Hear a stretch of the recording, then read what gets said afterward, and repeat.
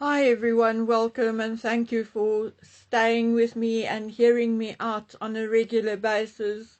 My dear friends, so many of you had been my lifeline for nearly 7 years.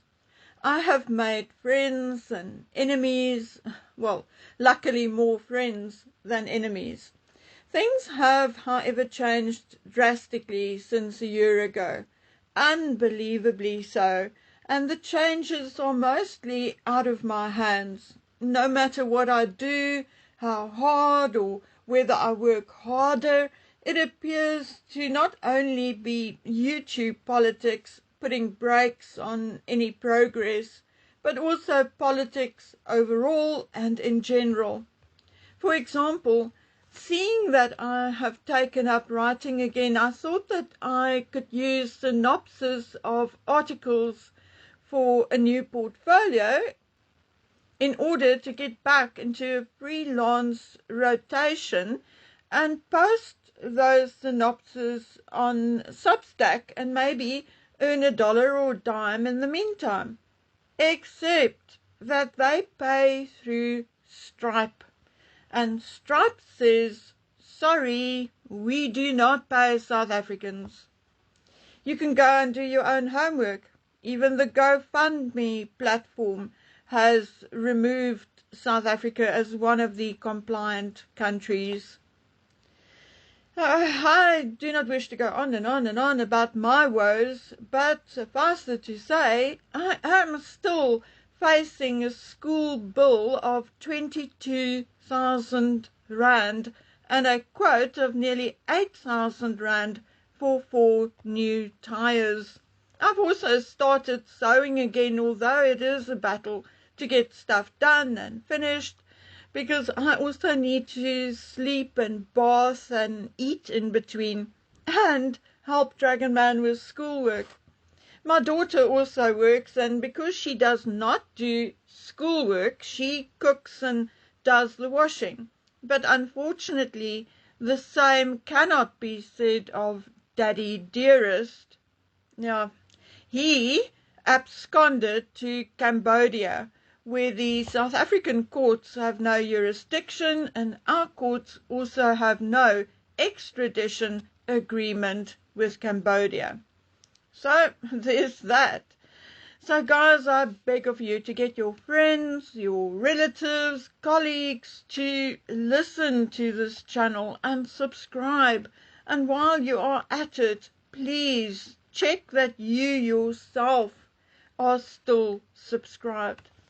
I am aware that there had been some entities who had been trying to stir trouble behind the scenes, some stories and lies being spread, and a few shit-stirring comments, which I had seen and ignored.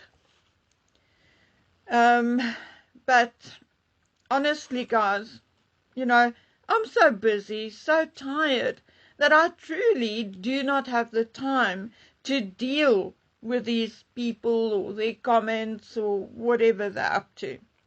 Just be warned and be careful of those people. If there's anything you want to know, anything you want to ask me, then email me at bookwormonthecase@gmail.com or ask me in my DMs on Instagram. I promise you I will answer you truthfully, and if I can't, or I won't tell you because it's too private or too personal or whatever the reason may be, I will tell you so as well. But ask me first before you go and believe some troublemakers, okay? Okay, enough of all that. Let's talk about what is going on around us and, of course, with the royal family. I was asked in the comment section of one of my recent videos whether, knowing what I know now, I feel differently about Virginia Giuffre. And I'm sorry, guys, I'm not going to make any excuses for myself, but I am going to explain it as simply as possible. When Virginia was caught up with Ghislaine and Epstein, she had already spent a period of time living with a trafficker, where she was then eventually pulled out by her brother when this old man was arrested. So she must have known and realized very quickly what was happening in and around Epstein and his homes. Then it appears that she also saw much of the horrific deeds and abuse of children much younger than her, because in her own words, girls of about 12 who could not speak English. Yet, seeing and knowing it all, she took her little handbag and high heels and went out to recruit girls for Giuffre Epstein. Knowing what she knew, she still went out on her own, not under threat or anything, and she went and she dragged those girls under false pretenses right into Epstein's trap. No, my dears, I saw a large portion of Virginia's manuscript long before it was published, and I even made a video about it. I'm not sure whether on this channel or on my crime channel. I can go look it up. But yeah, there you have your proof. I spoke about the manuscript, and all the things I spoke about is now being talked about after a book came out. So, yeah, I mean, I saw that long before it was published, and, you know, now after her death, I feel sorry for her children as much as I feel sorry for the true victims of Epstein, those who were indeed lured into his clutches, and those who were too young to understand what was happening, and those who were abducted. Those are the real victims. Virginia Giuffre, I think, suffered from a guilty conscience more than anything else for the rest of her life. And that is where I would prefer to end any discussion about Virginia Giuffre. I honestly, I'm sorry, that is how she grew up, blah, blah, blah, but I do not have much empathy for her. A lot of people are born evil, and there's nothing you and I can do about it. As for Andrew and Fergie, that is where my feelings and opinion has changed the most. I cannot in all honesty say I ever raved about either of them. When they got married, I remember thinking that it was a mismatch. They looked like buddies instead of lovers. What I did believe, though, was that despite of anything, they were good parents. Well, now I must learn that apparently not. What I personally would want to see happen is that the full truth of exactly what Andrew and what Fergie was involved in should come out, that it is fully investigated and made public. Remember Epstein saying that Andrew was a bigger pervert than him? Remember that? Well, why was Epstein saying that? Another question I have is whether the investigation into Andrew's possible treason and financial issues, you know, the documents he sent to Epstein, etc. Well, is the king publicly prepared to allow this because there are bigger and worse things which they could investigate? Yes, I understand the Mandelson issue. If he is investigated and charged, then Andrew should get the same treatment. But from the sound of things, Andrew may very well be in an entirely different class of criminal. And personally, I think that is way more important. And while we are at this point, I'm still making my way through the last batch of released files. Although yesterday afternoon I struggled to get back into the site, which is maybe a good thing because I think I have a fairly comprehensive idea of how things went down. And I mean, do I or you really need to have every detail etched into our brains? Not really. In my case, I find myself not really sad, but instead I get very angry because just like with some cases I know of here in South Africa, there is so obviously, a huge cover-up. I also listened to a portion of Virginia's book, and if she is telling the truth, then, for instance, Bill and Hillary should be locked up and the key thrown into the ocean. Because according to Virginia, Bill liked putting collars and leashes on girls and feeding them dog biscuits, and Hillary liked evil to the point where some girls were put away, let's say, permanently. Epstein, we know, filmed everything. So what are the chances of there being film or photographs of this among this stuff still unreleased? And if so, why are those two people sitting in front of an oversight committee and not in a jail cell? Then there are, of course, the stories being told by the likes of, let's say, the uncancelled channel about bodies buried on royal estates and apparently, allegedly, on a particular golf course. Allegedly, from places like Quora and Reddit, there are also two bodies buried near the 19th hole of the Mar-a-Lago golf course. And then, according to a number of victims, there are also a number of victims disposed of in the hills on Epstein's Zorro Ranch. So my biggest question is, where are the police on this? The FBI, MI6, where are they? Why are they not all over the place with ground-penetrating radar? What is the point of making accusations without evidence?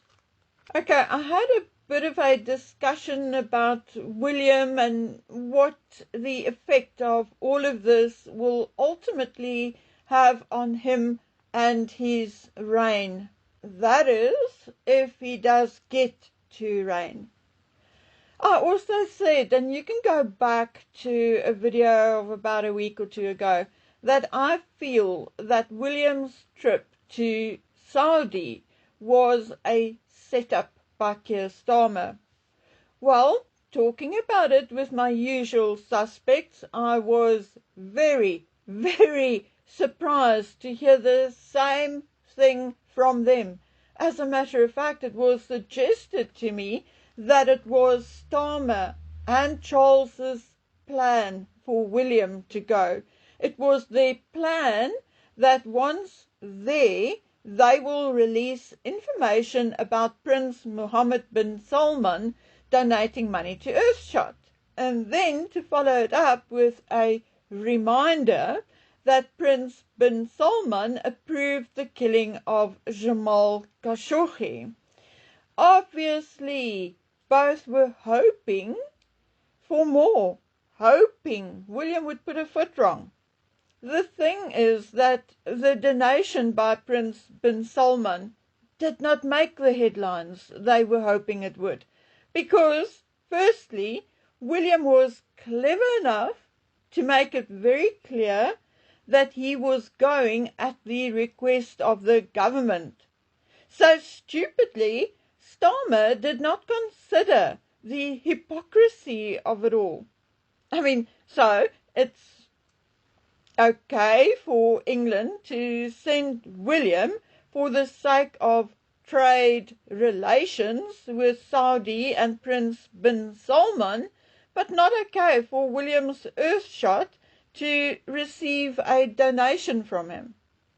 Also, remember that it was also from Prince Mohammed bin Salman that the Queen accepted those diamond chandelier earrings as wedding gift for Meghan Markle.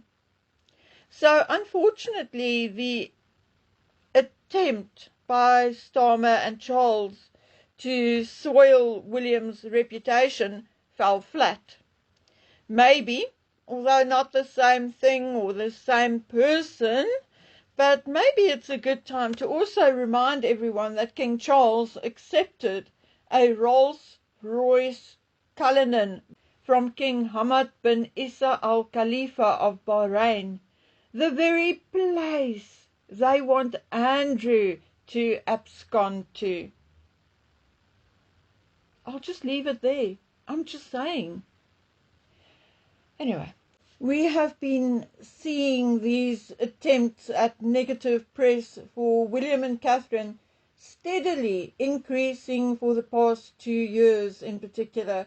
And in my opinion, not only is it due to Charles being unable to accept and live down William's popularity and the calls for him to abdicate in favour of William, but I also know that Torben André had a bee in his bonnet about Catherine long before he came to work for Charles.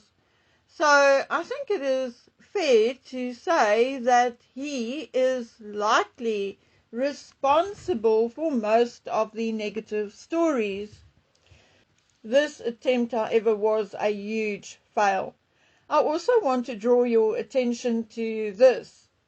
The United Kingdom Minister of Justice ordered court desks, extensive archive of magistrates' court records, a tool used by journalists to monitor and report on cases, to be deleted. So this will effectively include cases relating to the so-called grooming gangs.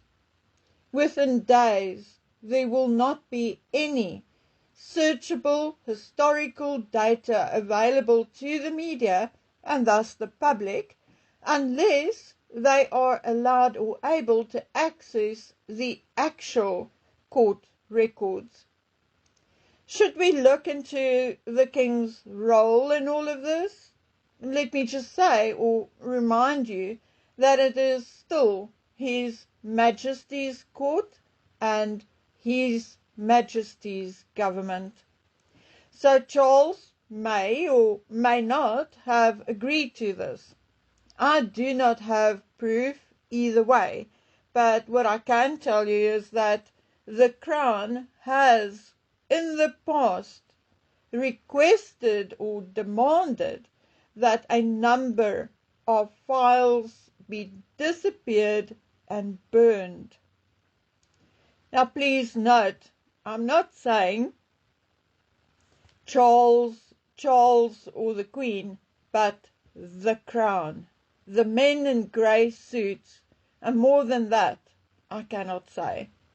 Okay guys, I do have more things which I can say, but I will be back in a couple of hours. So until then, please take care of yourselves and stay safe.